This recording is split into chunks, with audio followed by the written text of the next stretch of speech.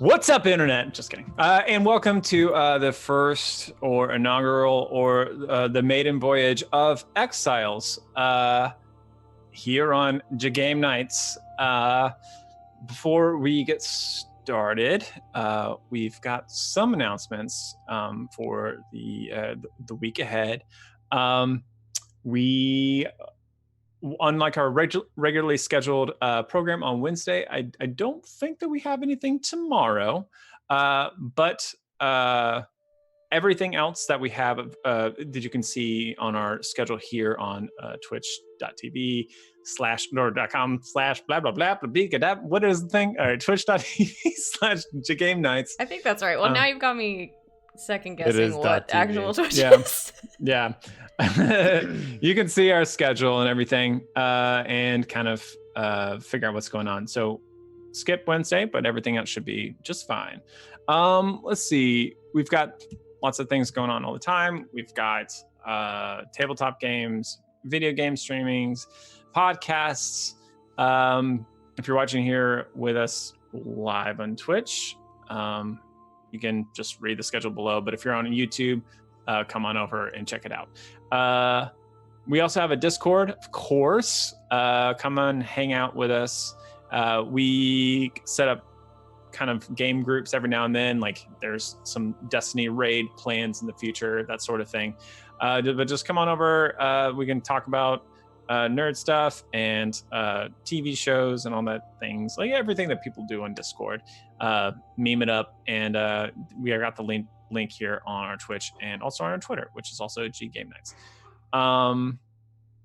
But as far as announcements, I believe that covers it for this week.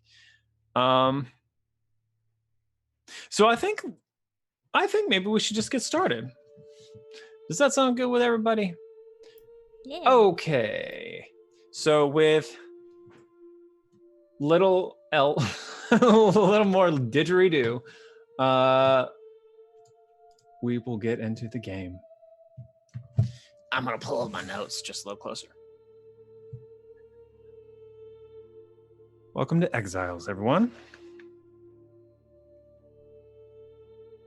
It's been only a couple hours since you've all tasted the grit of the dust storms or felt the soft haze of the ghost sun on your skin as you surprisingly miss the surface. For a week now, you've traveled across the torn and desolate landscape of the Lady's Wake to find the Keep of Bashana, following the directions given to you by Matzo Deladi, a scholar you managed to track down hiding in a small village within the wake. There were still old maps scattered around in hidden archives, but things of the old tend to lie, as they say. They only show how the world used to be, or might have been. But with Matzo's help, you were able to plot a course that calculated the cataclysmic shifts of the Drift, the Lady's Wake, her mythic warpath. And he seemed pretty confident. But still, it took a great deal longer to find than the old man had led you to believe, and the reviled dunes are no place for mortals to tarry long. But eventually, with acceptable violence, you do eventually find it. Half sunk beneath the shifting rocks and swirling sands. And now, here you are, deep underneath the ground in yet another forgotten ruin. The chamber around you is pitched at an awkward angle. In the corners of the room, on the down slant, you see piles of bones that have gathered up there. You're surrounded by rotten tapestries, splintered furniture, cracked masonry.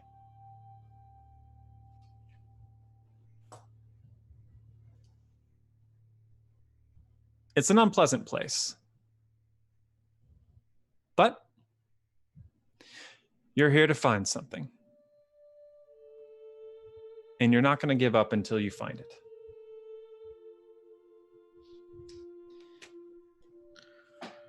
But what is it? What are you looking for?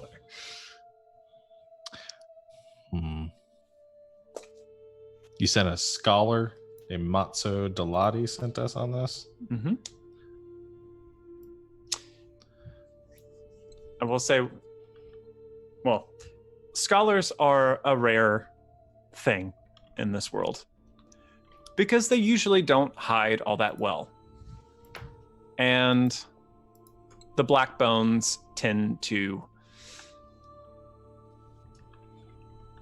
scoop up the ones that aren't as good at hiding. So probably something boring like a book or some sort of tablet. Ancient text. Yeah. Okay.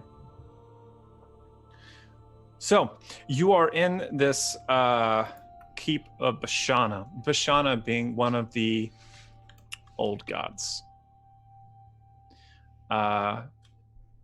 This temple has a bit of a history, though. You know that deep in the basement levels and the catacombs, a little bit atypical for most temples, there are cells. A prison.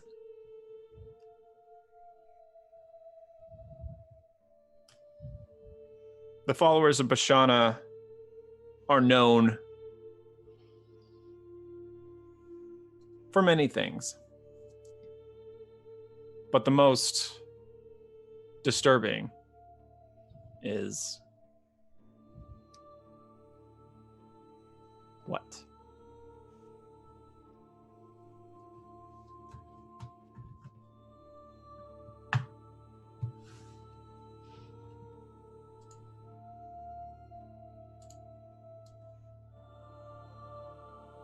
Well, I gave you guys text. That's the only thing I'm going to be able to get from me today. Most disturbing thing is book learning. Good learning.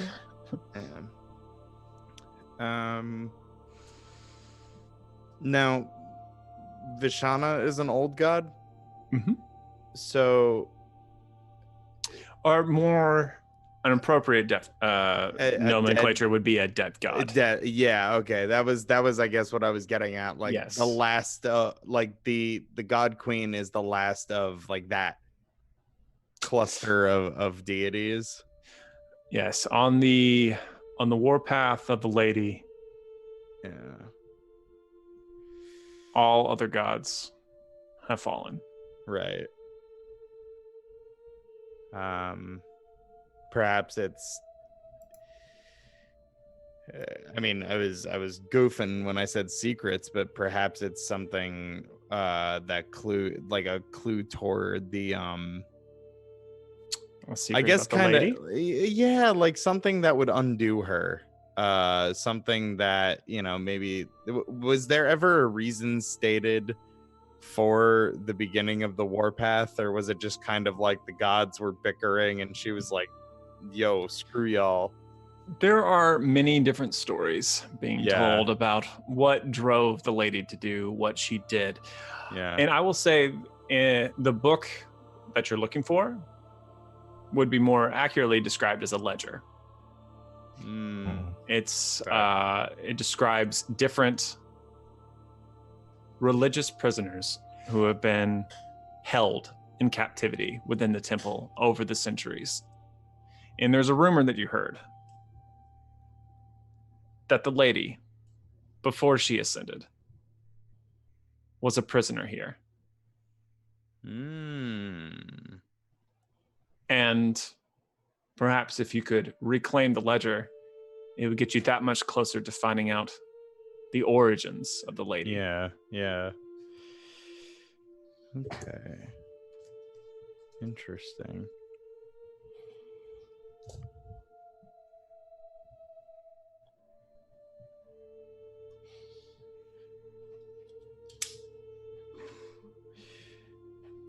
So, you are basically at the entrance, the atrium of this this temple to Bashana.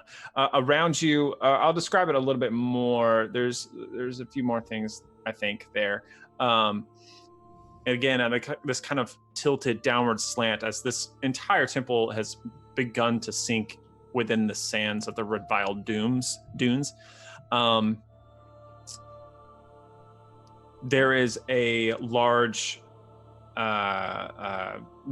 raised dais at kind of the back in the room that's slanted down, where there is, you see like the calves of a golden statue, and everything above that has been melted down, and it is kind of splashed up against the wall behind it in a kind of frozen image of destruction, as what you gather would be the edifice of Bashana has been defiled here. Idols as inferior as who they celebrate.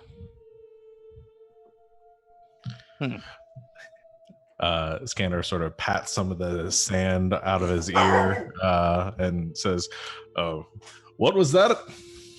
Didn't quite catch it." I was saying this has the marks of weaker gods. False gods, all of them. Well, I assume that would explain the mess. Yes. Well, we're not here looking for feet, are we? No, we're looking for the ledger. I don't see it here. Should probably push on. What say you, Diana? I say we should push on more quietly than you're doing, but... Yes. Why? Do you think anyone else is here?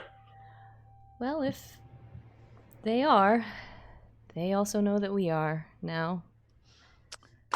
Well, let them come if they are. Okay. I, Skandar the Extravagant, will smite them where they stand. Yes, we know. Hedrick, as Skandar is peacocking, will be like grumbling to himself and hobbling over to the dais and tracing his fingers along the surface of it. Okay. Do you have a goal in your tracing the fingers? Are you trying to? Yeah. So I think he's sort of attempting not to rile, attempting not to disrespect. No, absolutely. He doesn't give a shit. Yeah. Okay. Never mind. He's attempting not to recoil in disgust at the inferior stone. Oh, got you. But he is reluctantly tracing his fingers along to see if he can gather some sort of a sense of, some sort of energy here. Okay. Sounds like. Go on. I was going to say, it sounds like you're attempting to discern realities here. Could do that. I like that.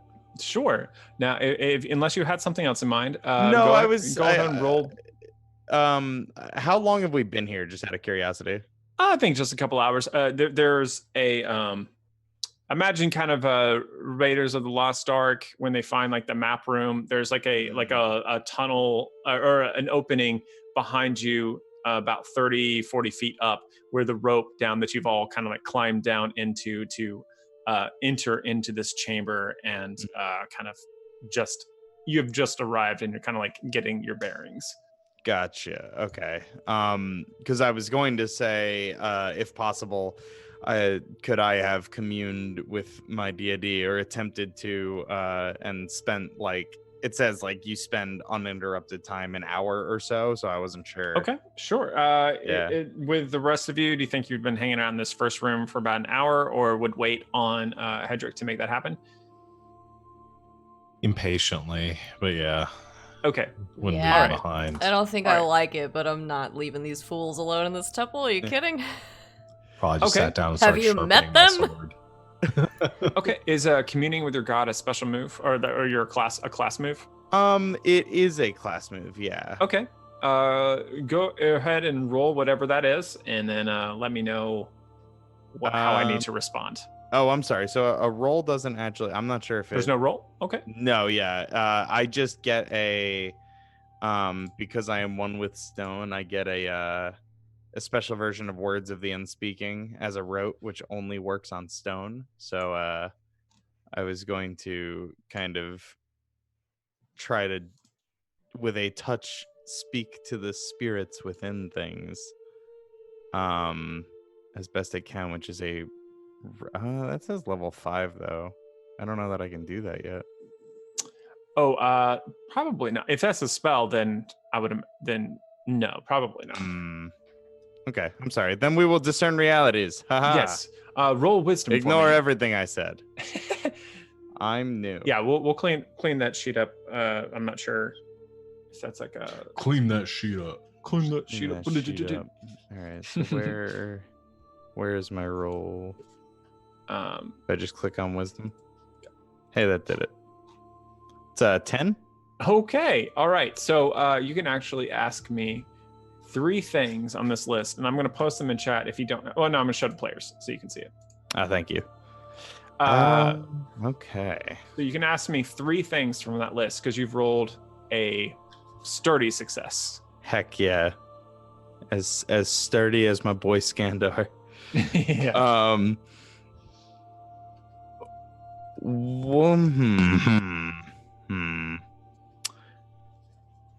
Who's really in control here in the sense that no, I guess this would more be what happened here recently.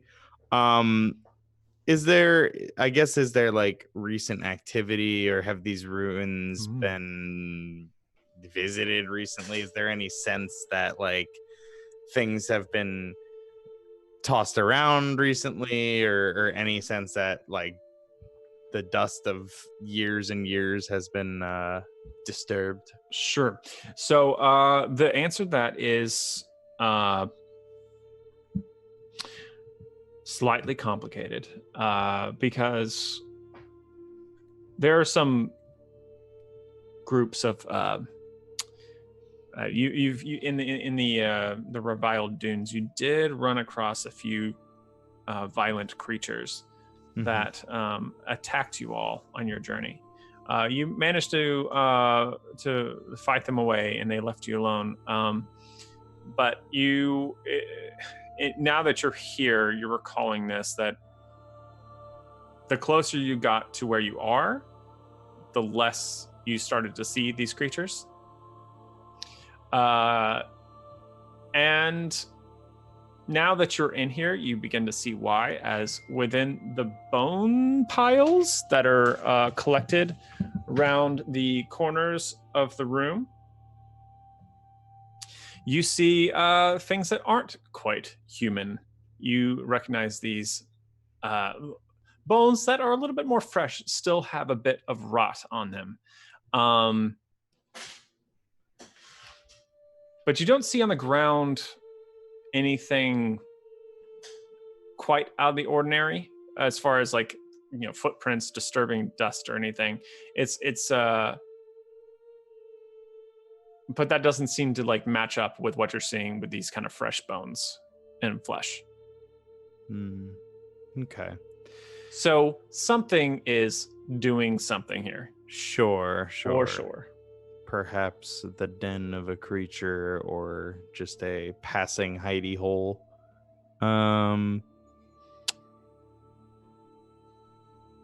What here is useful or valuable to me? Ooh, what a great question. Do you care about money? No. What is valuable to you? Let me answer that question, or you answer that question for me, and then I'll see if I can. Knowledge and secrets and hidden things. Okay, knowledge, secrets, hidden things. Oh, by the way, did anyone answer the question of like what's the worst thing that, like the darkest story of what happened here, the Temple of Bashana? Did anyone ever answer that? I don't remember if anyone did. I think you asked us what the dark secret or what their secret was or something. Yeah, but no, I don't think I don't I think it answered got that question. answered. Okay. Okay. Let's try to answer that right here. I think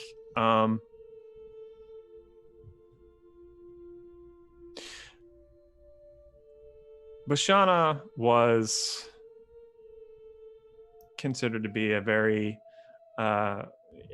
benevolent god who would help out farmers with their crops.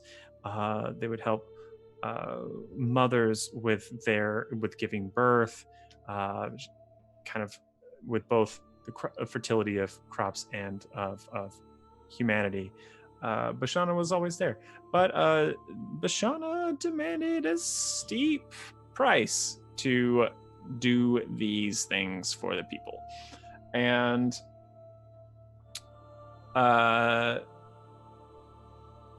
most of the stories of the old gods have been forgotten at this point. But you see, now that you're here in this temple and seeing it with your own eyes, these altars before the... Is it dais or dais? Or is it both? Nobody knows. Both. I've heard both. I've heard both. You decide, and that's how we'll say it. Yeah. I'm so used to saying dais, but I don't know. I'm from the South. Who knows? I'm pretty sure I say dais too, but I think I change every time. Nothing we say down here is consistent or right. It's like, we'll say Amadeus. No, we'll just interchange it. Chat, just do whatever you do. Anyway, before, like, kind of around this raised platform, you see these altars, and around them there seems like they're at once some sort of maybe a copper lining with these altars, but they are coated with layer after ancient layer of blood in them. So I think the what's valuable to you in what I'm suggesting is confirmation that blood sacrifice was required to get blessing from Bashana.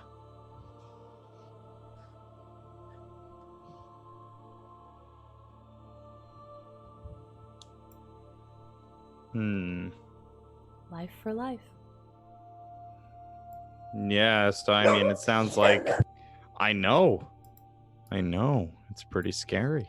The rats in here are huge. We're just in the back fighting off giant rats. Hedrick, can you hurry, Hedrick, please? please. I'm reading. Yeah, no, I think human sacrifice, as Diana hath suggested, and blood for blood, and maybe even on the warpath. I mean, I was thinking like how poetic justice, but also pretty terrible that whoever served the God Queen in her crusade, as Bashana fell, they imprisoned them in the very temple, or the very prison that they had so long imprisoned humanity. It's poetic, but also they were probably terrible to them. So yep. So you have one more question, and if you can't think of one right now, I will let you could hold it and then just like ask me something a little bit later. But unless you have something right now, then what is here? That is not what it appears to be. Okay, so here's what I'm going to say. I'm going to say that what you discover as you're going around this raised platform, you discover the secret entrance to the catacombs underneath. Which is why you've all been in here for over an hour, because you couldn't go any lower. But Hedrick, kind of examining,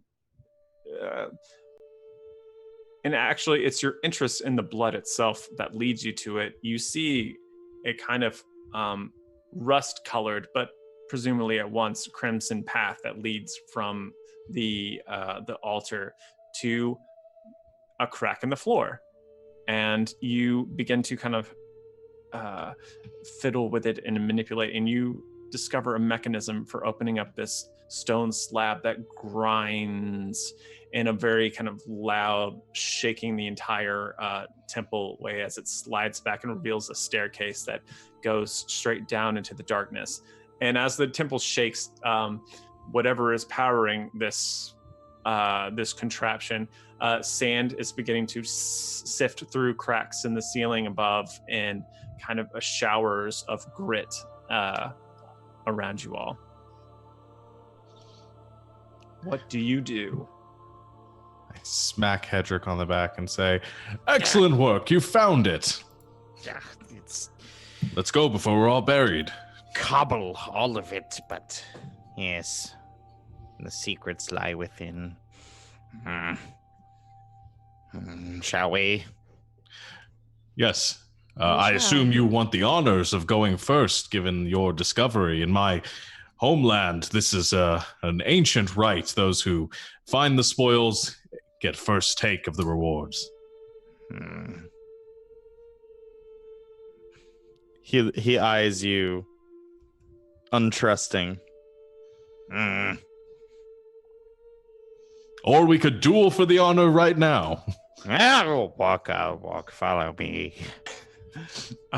So as you all make your way down the stairwell, I think this would be a great time for you all to describe your characters, which I have not done yet. So Hedrick, you're in the front. Is that? Okay. I've been thrust. This honor has been thrust upon me. All right, and as it has been verily thrust upon you, at the bottom of the stairwell is Hedrick. Yes. Hedrick, his appearance is interesting because while he is not as elderly as his demeanor makes him out to be, he's very much his demeanor is unhinged more so than decrepit. If you were to, throw him in a shower and maybe clean him up a bit and get him some fresh, untattered clothes, and fix his posture, he definitely is a probably mid 40s, getting up in the middle age.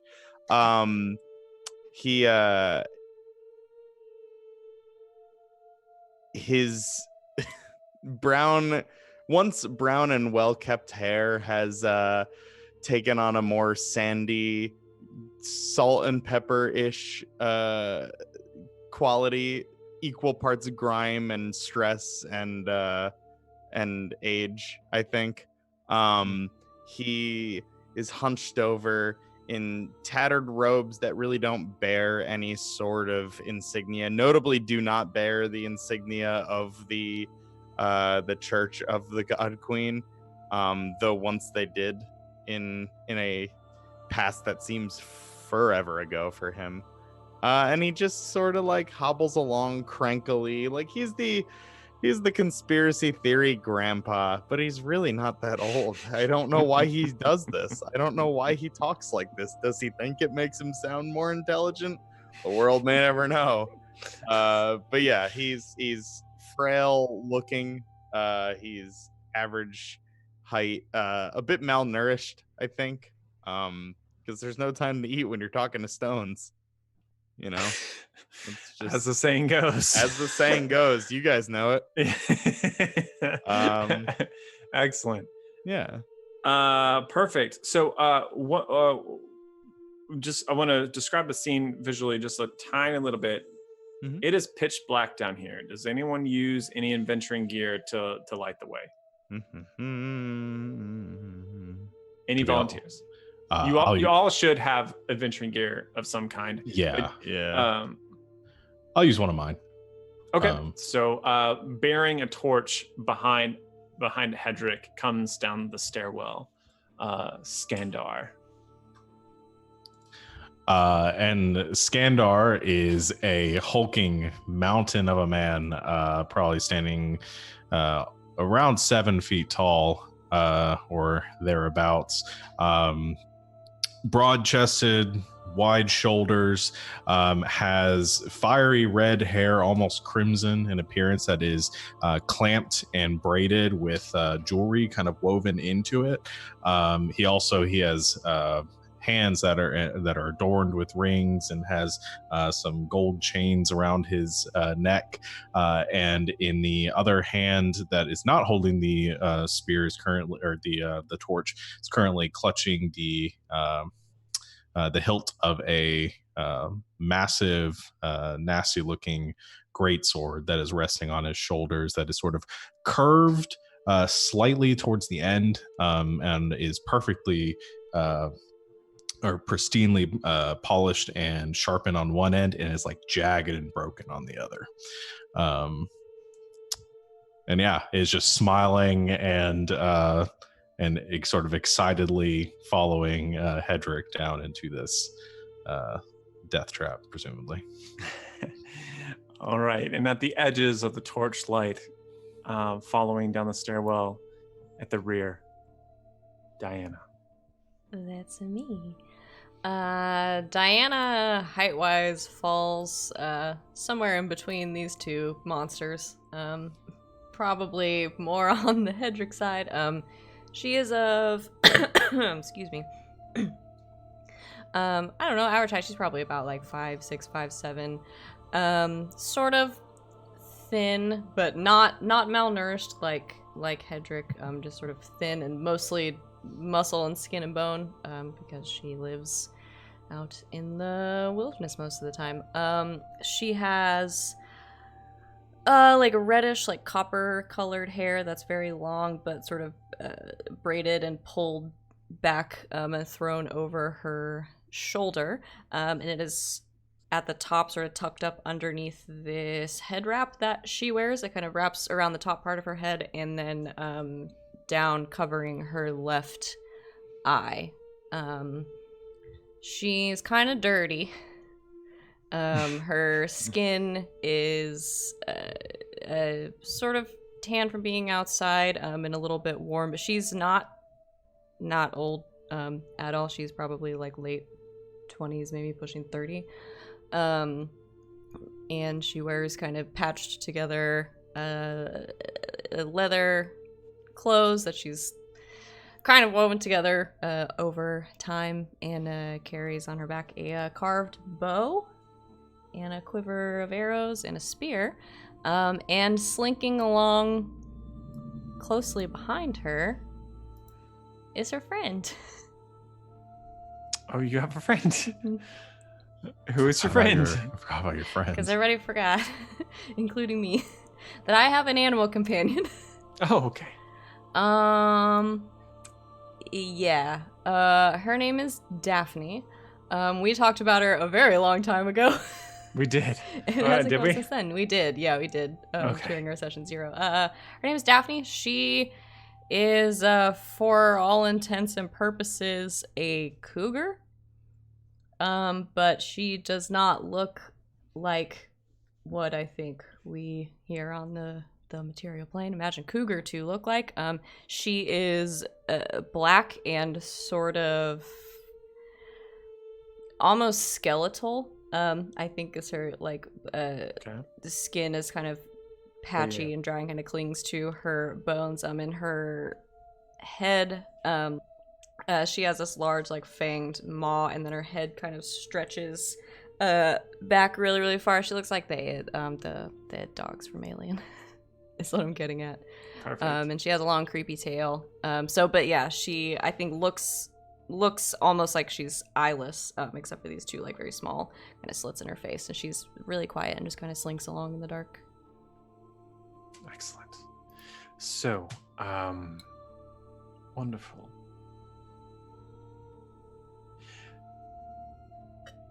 As you all make your way down into the depths, the stairwell gradually, especially at this pitched angle in which you're walking, It's actually kind of hard. It's almost like a ladder at the angle that the stairwell is at. You can kind of like using your hands and your heels, kind of like make your way down. But it's like instead of 45-degree angle, it's more steep. Maybe half that. But you do all make it down, no rolls required. And you find yourself in kind of a nexus. There's a hallway that splits off into 2 points, to the left and to the right. You see these sconces where like cold dead torches used to be. And you see more kind of decay and bones kind of scattered and collected at the bottom corners of the rooms. You make your way forward a little bit and look to either side of the hallways, to your left and to your right. And what you see on either end are rows of cells that extend past the reach of the torchlight itself, as the kind of flame flickers off of iron bars, meshed and menacing. What do you do? Hold on, just a moment. Can I sort of peek around?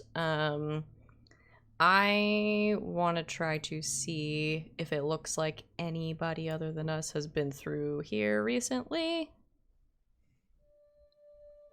Like other people. Oh, are you doing a move or discern realities, or what are you aiming for? Well, that was my question. So I have a move called Hunt and Track, which is when you follow a trail of clues left behind by passing creatures. I don't know if that counts as actually looking for the trail, though. That sounds like it applies. Let me, Okay. hold on, I gotta turn a heater back on for a second. I'll be right back. I'll click it, put it in the chat. Go ahead, roll though. Okie dokie. What do you roll? Plus wisdom. Hey. I'm good at that. You rolled a 9. You rolled a 9. All right. What is the result of a 9? Yes. So, there is, when you follow a trail of clues left behind by passing creatures, you follow the creature's trail until there's a significant change in direction or mode of travel. Okay. So in this case, it's a little hard because we don't have quite a target at this point. I'm trying to think of how to I think what you see is, actually, here's what I'm going to do. You see the sands that have kind of gathered in kind of these a little bit at the lips of the corners of the room. And they seem to be disturbed somewhat. Something brushing across the top. And you see also something. What does it look like to you? Just a little something sticking out of the sand. It looks kind of gray a bit. Almost like just a gray little nub sticking out of the sand.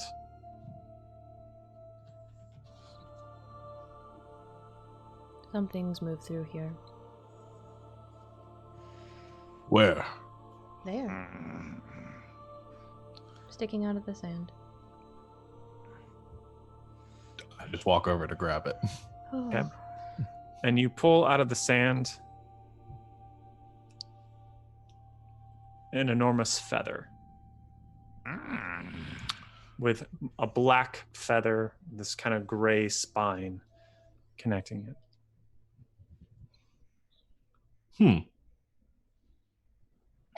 hold it up in front of the light to show the ranger.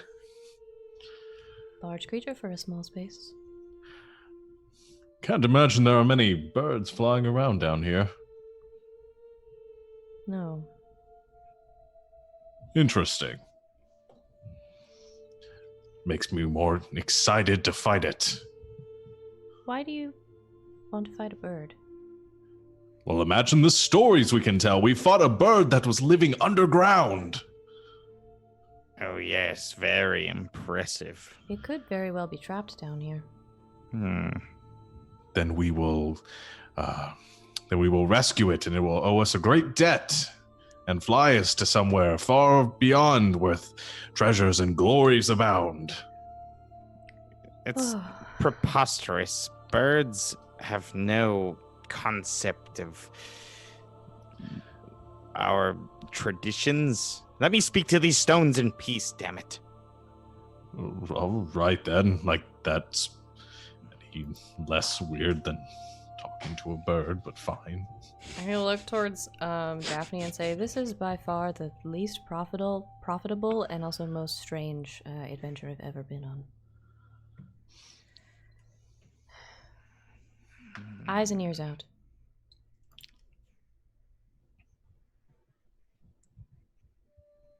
Well, what are the stones saying? Do they speak to you, Hedrick? I can't hear them over our babbling of birds. Hedrick is just kind of feeling the nearest Annoyed. wall. He's feeling annoyed. And that, yeah. Meta commentary, Hedrick is searching for something that ain't there. He's not getting a read on anything, but he's trying to look really important right now. Mm-hmm. So, as you kind of, well, you can, how are you putting your hands on the stones? Are you putting your face up against it, ears, something like that? No, just hands. Just and hands. Tapping my staff against it. Just. Okay. Cobble. Okay. As you do, for a second, and maybe you expect this, maybe you don't, the stones themselves seem to shift, almost like a jaw being reset.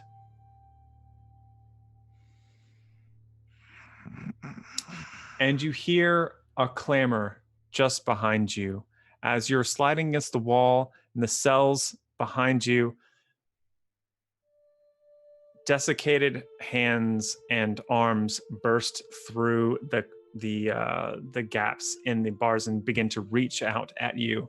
I need you to roll me a defy danger with you can no sorry, that's D&D. That's D&D style. This is how you do it in Dungeon World. They reach out at you. Mm-hmm. What do you do? Hedrick turns at the sound of the clattering, and I think he goes to. He just kind of panicked, puts his staff in front of him. Okay. And doesn't really have a plan. He's just like, "Oh, don't hurt me." Just to kind of hold them back a little bit. Yeah, just like, okay, like, this is keep distance between him and the hands. Perfect. We're gonna do a defy danger strength. Okay. Yep. That was a 3. Okay, so I am going to decide if it makes more sense for them to take your staff away from you, or to pull you towards them. Mm-hmm. I think I'm just going to take your staff away from you as they yank it, pull it out of your grasp, because that's quite low strength. They pull it out and then just like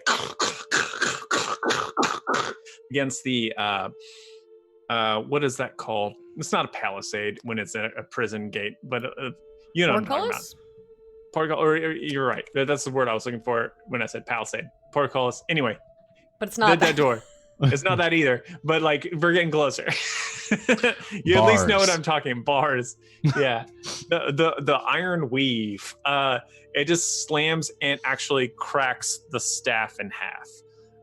And then into several pieces as they like kind of pull it in. You see in the flickering torchlight of Skandar nearby as these faces begin to just gnawing on the wood, and they are disgusting.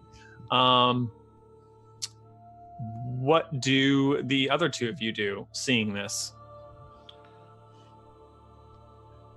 I assume Hedrick, you're kind of pressed against the opposite wall. Yeah, like totally pressed up against the wall, just Mindless savages!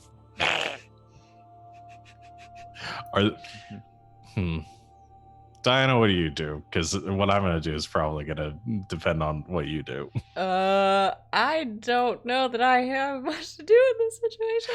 Do they look like they're in danger of getting out, or they are just like, or they're just pulling against it? Like there's a gate between us right now. Mm-hmm. Right? I think any reasonable person would assume that if they could get out, they would have. They would have. Okay. Some sort of undead? Most likely. Ghouls or revenants of some kind. I'm liking what they were doing in this temple less and less. I like hold the torch up as close as I can to the bars and kind of like to get a good look at them. Okay, they snatch out at the torch, but I'm saying you now that you know that the threat is there, you're able to kind of move it out if they ever get too close. You just see kind of rotten bodies. Some of them quite old, some only skeletons actually, but others a little bit more recent, and seemingly like the people of the drifts that you had seen on the way over. Hedrick, are you okay? Yes, I'm fine. We'll get you a new stick. I like that stick. I'll find you a better one. Can we find this book, please? Yes. Leave. You, as Hedrick, is a holy man. Do you have means of? They're not made of rock, but he's already Stone, as please, Skandar. oh, I apologize. He's hardly listening to the two of you. He's already grumbling to himself and fishing into his robes, and he pulls out his holy symbol, which is a rock. To the untrained eye may take on certain rockish qualities. However, Hedrick pulls out his pet rock. All right, whatever, guys. the nicest rock. But it's the nicest rock. Whatever. I'm not gonna tell you what it is. It's a nice rock. And yeah, I'm gonna attempt to. He's going to slowly like hold it up and slowly walk toward this gate between him and the undead, and with careful to keep it out of arm's reach. Okay. He is going to attempt turn undead, where I roll plus whiz. Okay. Yeah. Roll it, my beautiful baby. That's a 9, Dad. All right. So what's the result of a 9 on turn undead? On a 7+, so long as you continue to pray and brandish your holy symbol, no undead may come within reach of you. And that is all I can do because I didn't roll a 10+. Oh, so okay. So it's still all good. It's just yeah. Okay, so, cool. So I think if you'll allow it, I think as Yeah. he begins his prayer and he's maintaining it, every now and again he can kind of like side whisper, like, you know, in between prayers, like, We are protected if we find a way to open this gate. I can lead the way. Yeah. I think for the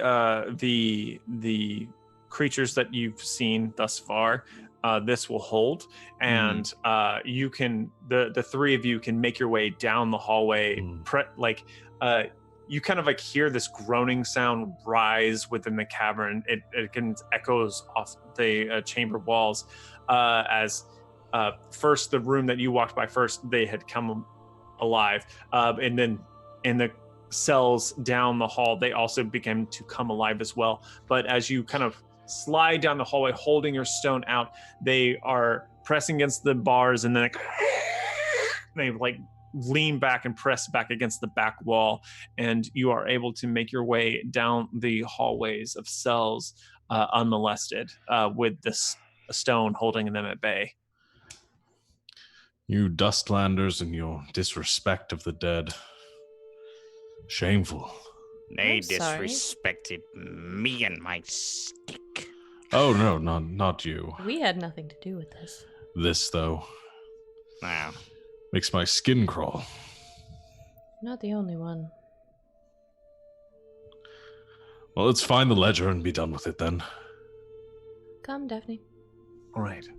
And as you make your way through the hallway, pressing back the gang of undead creatures, you get to the end of the hallway and an open doorway, moving your way through with the Skandar's torchlight casting a dull orange glow. You find yourself in a room filled with instruments of torture. And that's where we'll take a break.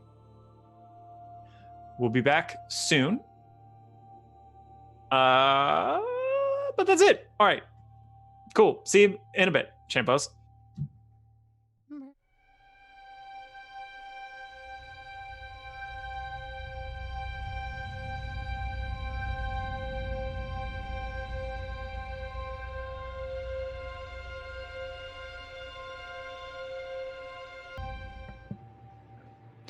Welcome back, everybody, to the second part of episode 1 of Exiles.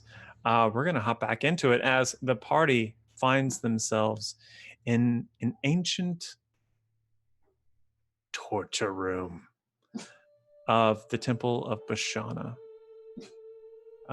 Stop barking at the dog across the street or hallway. Okay, gosh, I'll try. It's fun. Cooper is like this big, and then every other dog in this apartment complex is like full-bred German Shepherd to Great Dane. Like they're all huge. He's got to establish dominance. Freaking ponies of dogs. He's a Dogpolian complex. Yeah. Bless him. Bless him. He's a good boy. Excellent. So as you all make your way into this room, you see, feel free to throw in ideas. I can only think of like racks with like rotten ropes. Iron Maiden in the corner. Like a coffin with the spikes in it for sure. There's a few barrels with meat hooks. Yeah, for sure. And I think a ringing phone in a cage so you can't reach it. I don't know why this is the thing. I'm like, yeah, I have ideas. Torture room, got it. Don't worry, Mom. Here we go. Handled. Yeah, and all of this, once again, just to remind, the entire temple is kind of listed to the side. So like the chains are kind of like at an unnatural angle, and like hanging off the tables, and everything just seems askew in an unsettling way. What do you do? The entire time we're walking, are the undead still kind of clamoring against the thing? As soon as you pass by with the stone and are far enough away, they push back up against the bars and like scratching and clawing through as best they can manage. But is that just like a single area that we passed on our way into this torture room? correct. Got it. Okay. But they don't seem to be in here. Although you do see, well, actually, I think from some of the meat hooks that Diana so lovely provided to this world building, there's a couple of desiccated corpses that are kind of like swinging from them. And as you come in the room, they try to kind of swing towards you, but they're in pendulum, their grossness in your direction, but they can't reach from where they are right now. Vials.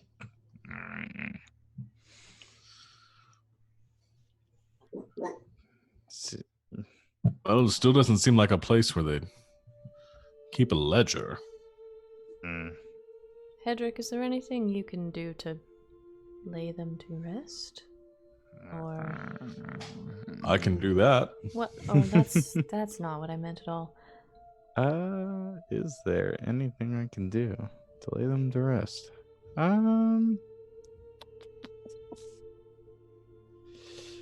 First glance, I'm not seeing anything that jumps out at me. Couple things related to last breaths, but I think that's living. No is an acceptable answer. Yeah, no, I don't think so. Skandar, Yeah. do you wish to lay some of these poor souls to rest? I'll step up to the bat with these pinatas and Okay. cut I'm them not gonna down. have you. Well, I feel like Defy Danger Dex is too strict for this because I don't think it's gonna take any effort to hit them, but like because of the angle of the room and the way they're kind of swinging, you have to time it a little well. But I feel like this is within your wheelhouse. I don't think you have to roll for this. You just how do you take care of one of the meat hook ones? Yeah, I'm just trying to I'm just aiming to cut them down from the chains via their necks, most likely. Okay. So and what do you have? What are you wielding? I forgot. I have a sword. Is it great? It's a two-handed sword. It's the and best. It has the tags close, forceful, and messy. Messy. That's the tag I'm looking for. As Because every weapon I wield has the tag forceful and messy. You go for the neck, but as they're kind of hanging up like this, it just like arm, neck, arm, and just the bottom torso. Actually, no, the arm and the heads fall off. The arms and the head fall off, and because the meat hook is in the back. And so like the bottom torso and the legs are still swinging, but not quite as forcibly as it once were, as the arms and head kind of flop onto the floor and roll into the bottom corners of the room. Well, free is free, I suppose.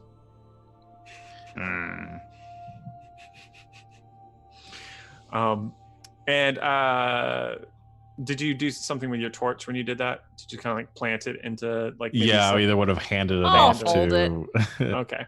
I have a torch now. All right. So Diana, as you're kind of investigating the room, you do see a couple of other doorways leading out of the torture room. However, as you all make your way in,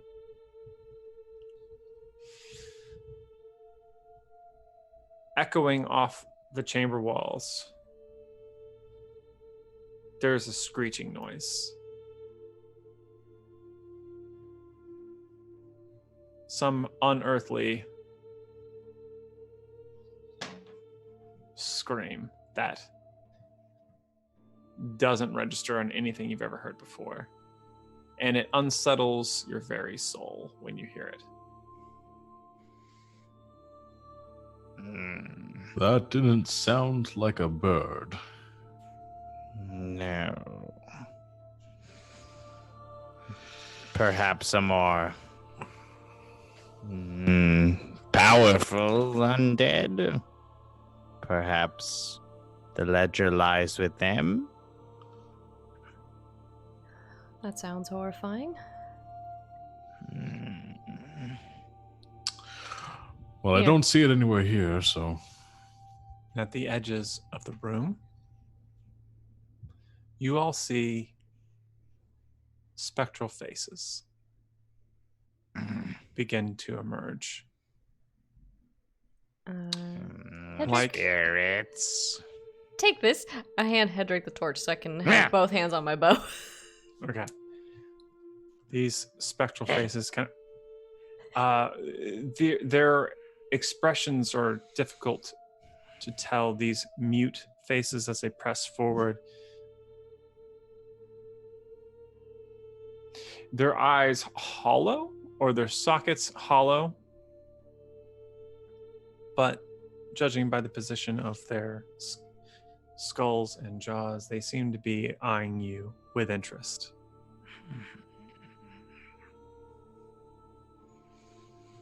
Oh, come on then. Inferior spirits of the inferior stone. All right, greatest showman. I think we should keep moving. If they're going to attack us, they should just do it. Perhaps they won't if we go now. Are we sure the ledger isn't here?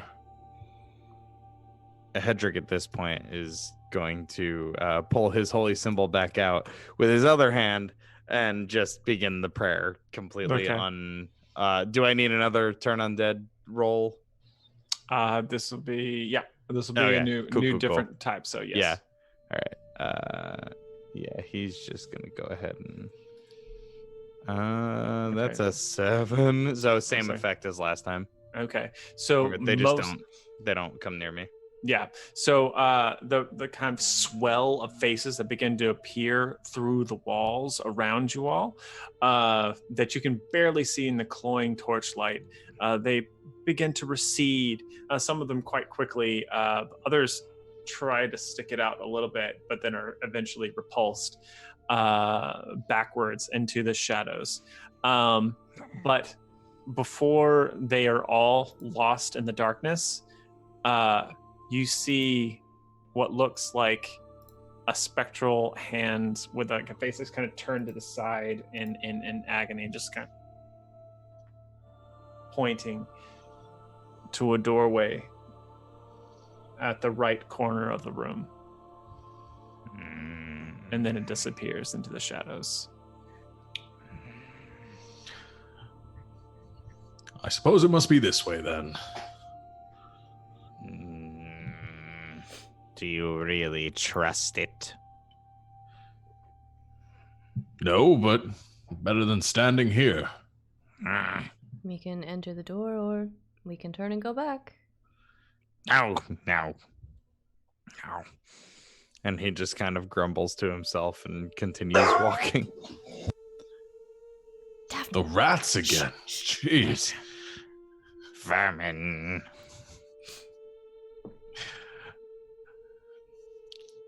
Just gonna are you gonna lead the way, Hedrick, with your Yeah, I suppose symbol? he'll I suppose it'd be smart to kind of keep the holy symbol out, huh? And you have the torch now, so Yeah, I mean I can't open doors with I'll one- get the with- door. Okay, thanks. Thanks. He's just grumbling and praying as he goes on. I just kick the door open. I think I do have my bow drawn just from, or like out, just like behind the two of them, like. So as you kick in the door, and because this is at a downward angle, it just flies out into the room and smashes into the shadows at the corner of it. And as you look inside, the torchlight beginning to spill into the large room, you see a almost quilt of bones, creating a sort of Jenga tower, like all up the sides of the walls and the ceilings. This macabre construction. trying to think of a better. It's just like, yeah, it's just instead of a pile of bones, everything is like neatly kind of fitted in together and balanced together in kind of a perfect patchwork, grotesque construction.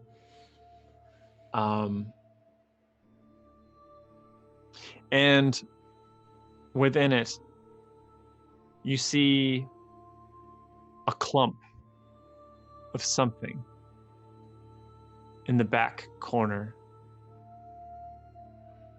that begins to shift as the light spills into the room. Something begins to move within the shadows. You hear the crackle of old joints and stiff bones as 2, 3, 5, 6 broken wings emerge in a 7th as this figure turns around. And I gotta make the music creepier probably, but I'm gonna leave it here. And you see before you an abomination as what looks like, well, I'm trying to think of the best way to describe this. Imagine 3 or 4 angels stitched together to make one not angel. That's what you're looking at. There are a natural number of limbs and a natural number of wings, and it kind of bends towards you with more than a few faces. Is this also undead by my knowledge? I would say it is. Okay. And okay. And around its neck, a large leather-wrapped tome hangs. Nope, don't like that. It's like a crisscross of angels, like a Chris Angel. You know what? I was gonna do something to help the party, but now I'm considering. I just want to say I didn't contribute to that at all. Did you just dab in a whole circle? You married him, so could only you do a partial circle. Did contribute to this. Trying to think, there were some things I didn't know. Jeebus Creebus. Hedrick all right. is so it turns towards you all, and then several of its wings flare, and several arms lift out. You see long, elongated claws scratching against the stone as it begins to run towards you all up at the slant. What do you do? Hedrick would like to talk to it. Whoops. Good luck. I'd like to negotiate with it. I shoot it. I would like to cast Speak with Dead. All right. You can. So here's what we're gonna do. It's running towards the 3 of you. What do you do? If you want to cast Speak with Dead, I shoot at it. You For sure. As much as I respect the. No, you guys I don't think my reaction is to wait for it. Yeah, no, you're fine. Not willing to wait for it. I'll reconsider my option here. I won't shoot it in the throat, I guess. Yeah, no, I'm gonna. So who's going? Me, I shoot Diana first. Yeah. Y'all. How do? Okay. The volley? Well, what are you doing? You're shooting an arrow? Yes, with my bow. Yes. Then volley for Okay, sure. pew. Plus dex. Oh, hell yeah. That's a 12. Ooh, all right. Roll it. Okay, can I have a move I want to try called Called Shot. Okay. Which is after I attack. Yes. No, I guess this isn't a surprised enemy. Never mind. It knows we're there. Okay. Ugh, never mind. I'll do it later. Ugh. Ugh. That's... I don't add anything to my damage, right? Correct. I forgot how to play this game before. Well, it depends. Like there are certain probably not. For my animal companion, is this even remotely humanoid? Its training is in fighting humanoids. Several parts of it are humanoid, so sure. Okay, I get extra damage since Daphne is trained in fighting humanoids. Okay. So, wait. I will also command her to run in and chomp it, so I do extra damage. +2, so 6 damage. Okay, that's all damage altogether, or? Yes. Okay, describe the damage as it's running towards you. Okay. And I think because of the you rolled a 12, I think it causes the approach to falter somewhat as it kind of it hits it a little bit harder than it was expecting, and the steps kind of it like scrambles on the incline of the room, and you are able to move away also to getting out of its reach, leaving Skandar and Hedrick there in front of it as it kind of like gathers its senses again and barrels forward again. I'm gonna say one of you two, you can choose who goes next of Hedrick and Skandar. My follow-up was just going to be a very complicated hitting it with my sword real hard. Don't hit my kitty. Go around. Yeah, no, I think Skandar, he draws his sword and kind of with the flourish overhead as it kind of cuts through the air, gets a little sort of like a ringing noise, and comes in with a sort of frantic overhead swing straight down on top of this abomination. Okay, roll me a hack and slash. Okay. That's gonna be strength. Well, that was that's unexpected. That was very bad. That was 2 1s. So snake eyes for a total Okay. of 4. All right.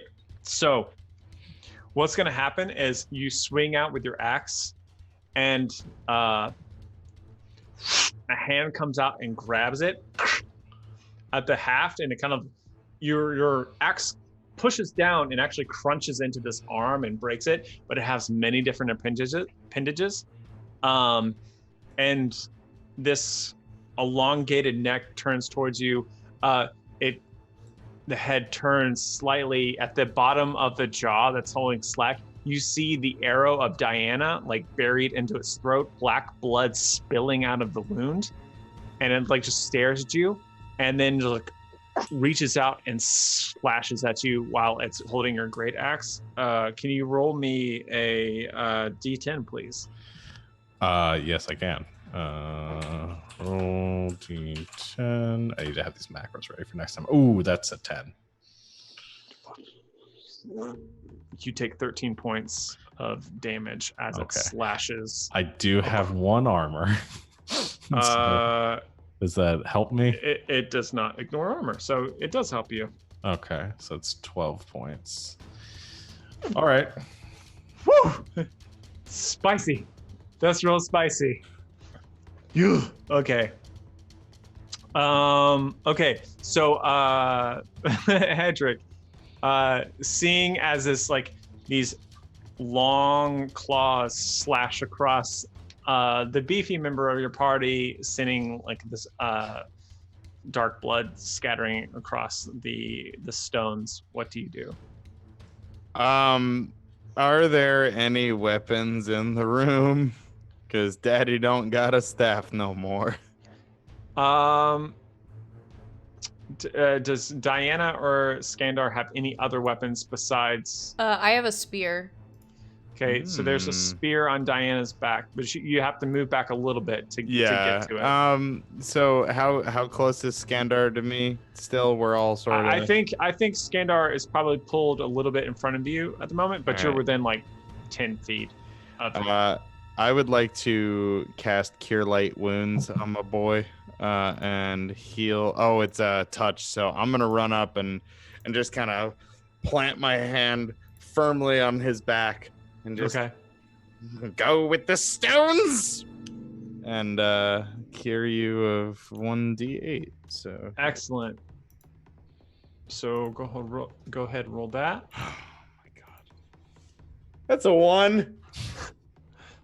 Hey, it helps. And it does help. So, here's what I'm gonna say. So as you slam to it, I think like the stones in the hallway begin to vibrate somewhat, and then just kind of boom. Like, don't quite get to a crescendo that you were hoping it for, but still, Skandar, you feel something kind of pushing against the wounds that are separating, and it pulls together just a little bit. Just like look over my shoulder and look at him, give a very patronizing kind of like thumbs up. I was just like, thank you. Okay, That was great. Before we move on real quick, looking at Constitution. Yeah, your hit points should be higher because it's like your Constitution score. Your Constitution score is 13. Oh! I was looking to see how much HP everybody had, and I was like, whoa, oh no. I thought it was plus the con modifier. No. Score. No, it's 8. Yeah, 8 plus 13. So you should have 21, I think. Okay. Please have 21 hit points. Yeah. Yeah, when he did 13 damage, I was like, he's dead. He has to be dead. Literally, there's no one that has come from D&D to this that has not been confused by this. No, I mess it up every time.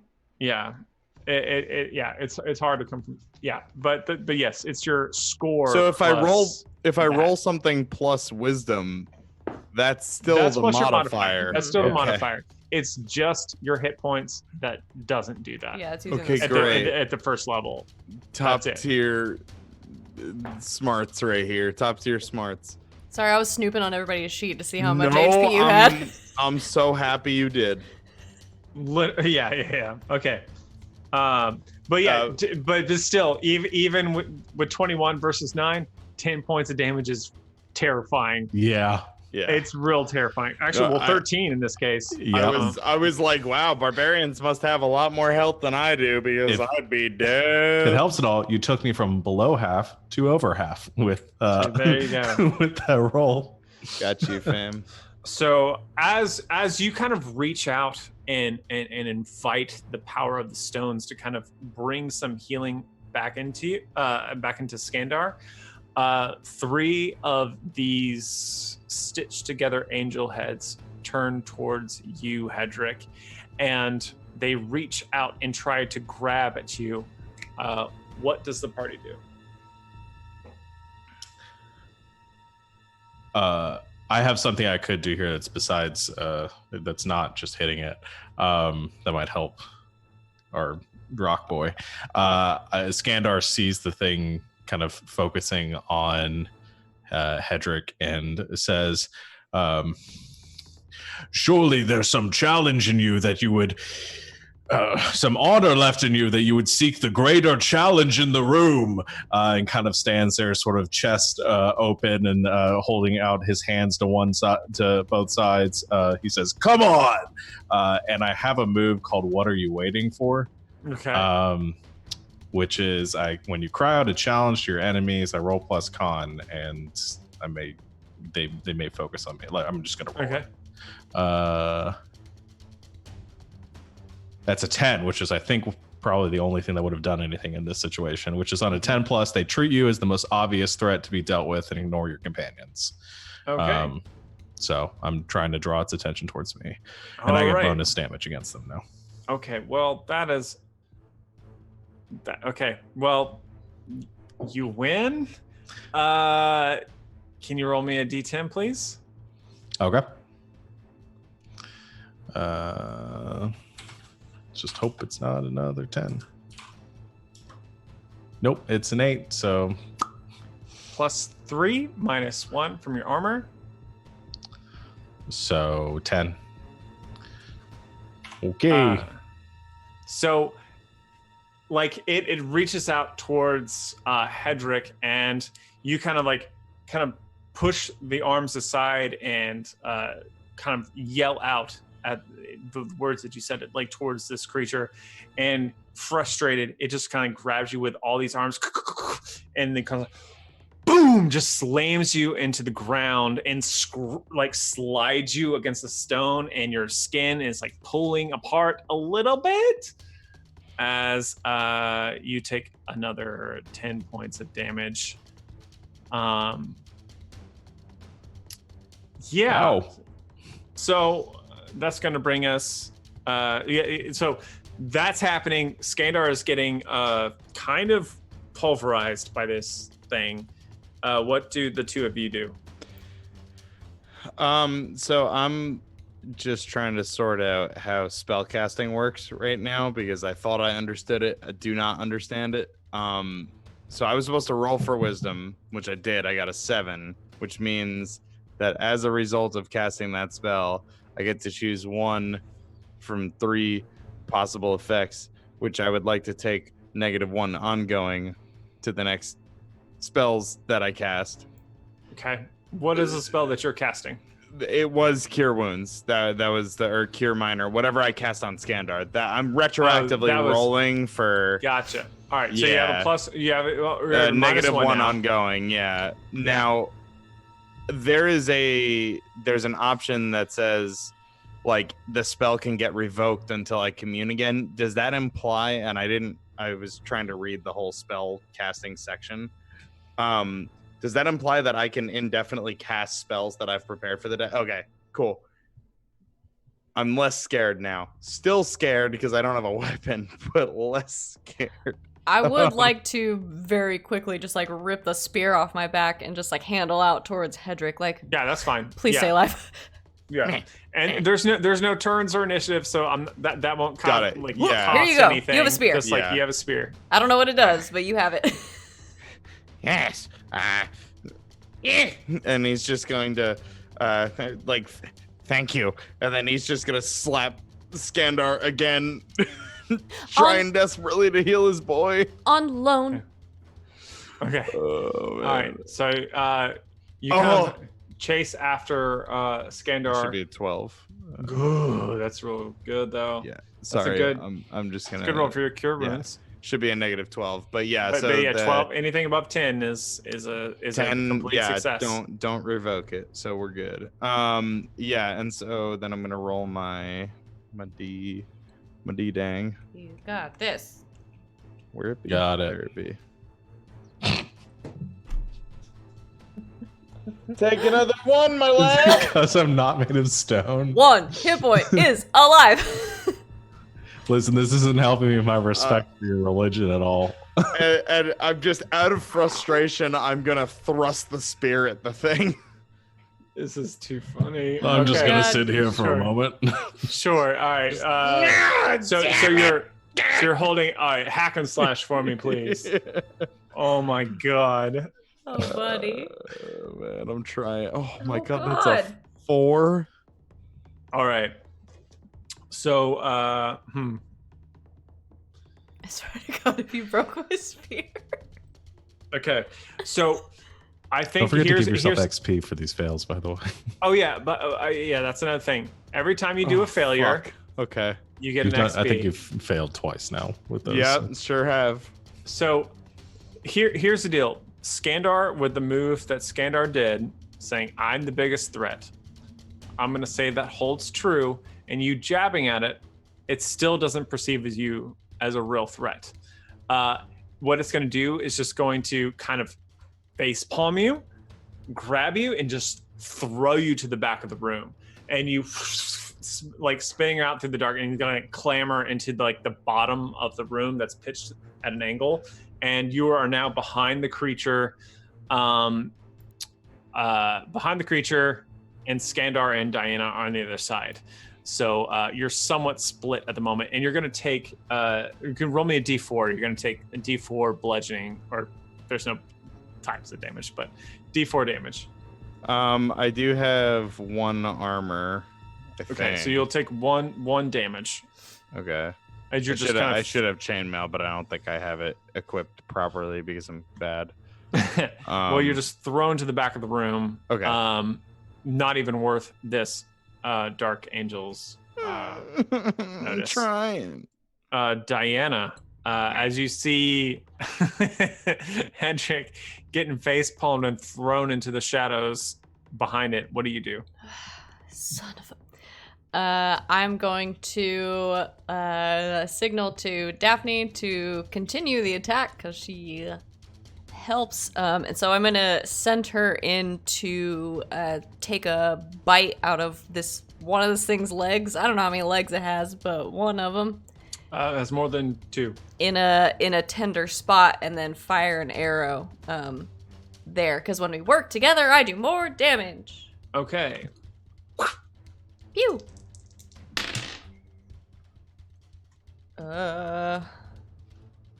7. Okay. To volley.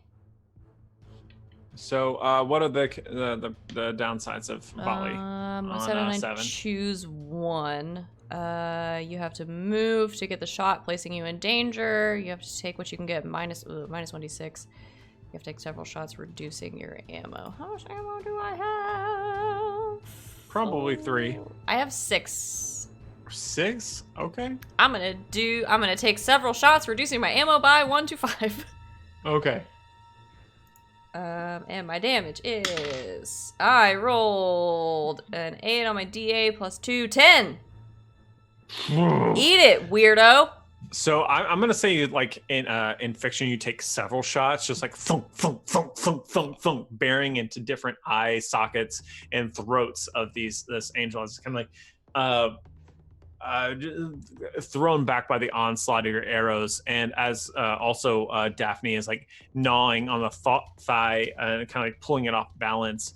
It slams into Daphne, doing no damage, but like pushing Daphne back a little bit. But it starts to like claw out some of the arrows. It begins to return its attention to Skandar, and leaning over you, several limbs come up with long claws.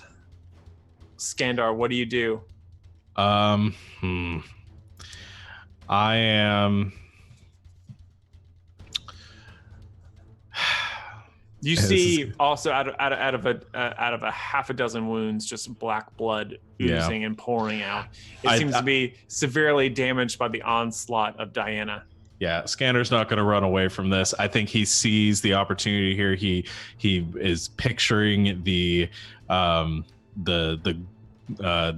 story that could come from this of being on death's door and turning this around and slaying this foe, and so I think he pulls himself up on the grabbing onto the hilt of his sword, and then just lunges forward for a final strike against the creature with everything he's got. Okay. Give me a hack and slash. I don't know if that's enough for me to consider it a pursuit of my Herculean appetite, because one of my appetites is fame and glory. I'll allow it. Okay. What does that do for you? I can roll a d6 and a d8 instead of 2d6. Oh, then yes. Go for it. That's cool. That's going to be a... Where is... Oh my god. Hack and slash. That's an 11. All right. Excellent. So you can deal your damage to the enemy and avoid their attack. That's your option. You may choose to do an additional d6, but expose yourself to an attack. I'm not going to expose myself to enemy attack. I will say I'll roll my damage. That's an 8, and then I have an additional +2 because of my what are you waiting for from before, so that's going to be 10 points of damage. I did roll higher on the d6 than my d8, which means that you can introduce a complication that comes from my heedless pursuit. Okay. Sorry. Okay, so there's a complication. Yeah, there's a complication or danger because I rolled higher on the D6 than the D8. Okay, so if this creature didn't have armor, it would be dead by now. But you, I think, just carve deeply into this abomination and send more than a couple limbs flying, barreling into it. But as you kind of like push all your weight into it, it begins to go envelop around you in a kind of last gasp attack, and it's going to what is it going to do? I think it's going to hold you as the two of you kind of like slam at the back of the room. Roll me a D4 to see how much damage you take, and this is also going to be the damage it takes as well. Okay. That's 2. Which is just enough to kill it, actually. And just not enough to kill me. Oh, really? Amazing. Well, I guess if I get armor, then I'd still be at 2 hit points, not 1. But yeah. The primary head of this angel abomination slams against the back of the temple wall and just sprays across up into a black puddle, and you have all managed to survive against this angel of Bashana, of the angels of Bashana that have been reconstituted into this form.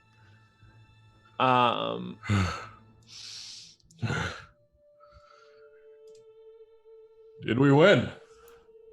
Are you alive? I assume so. You don't look like death. Well, that's your opinion. More of an experience.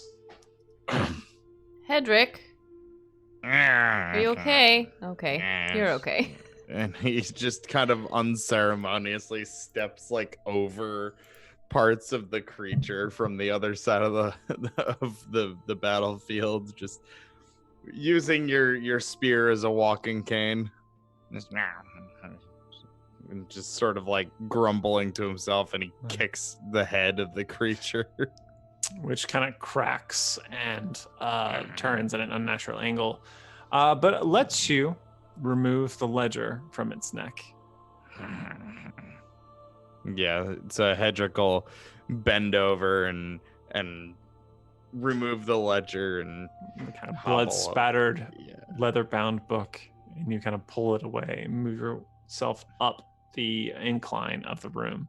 Yeah, and he'll hobble over to his compatriots, and I think he's also going to, if I could pull this up for a moment, he's going to touch the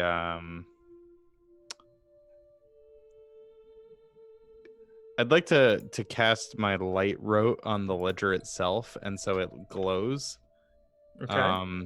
illuminating it, and hopefully making it legible in this dark. All right. So the light infused within the ancient papers. Yeah, I turned the brightness up on my iPad. Yeah, tied into the spine of this leather-bound tome. You begin to move through it. The script kind of highlighted amongst the magical infusion, sending kind of scattering light into your eyes, and the room filled with kind of lots of disgusting stuff where you're at currently. You flip through pages trying to find a name, a specific name, something that you don't know quite what you're looking for yet, but it is one step closer to finding something to upend and overturn the God Queen. And I think there we're going to call it, actually. So, thank you all for hanging out with us tonight. Just a real quick, I had a thing that I was supposed to read at this time. Here it is. So basically, thank you all for watching. We've got a bunch of shows. Check them out. They're here on our Twitch at G Game Nights. That's Nights with a K. If you want to check us out again, we're going to be here next week, every Tuesday. So it's one of those every week things. So that's fun. So, but the next stream that we've got going on, I think, is this Saturday. Mm-hmm. This Saturday. What time is it happening? Should be at 3:00 Eastern time this Saturday, but we'll update if that time's going to be different. So 3:00 Eastern time Saturday, unless something changes. The best way to be on top of time changes is to join our Discord or follow us on Twitter. But you know what? Until next time, I'm gonna say it. Good game and good night, internet. So good night, internet. There you go.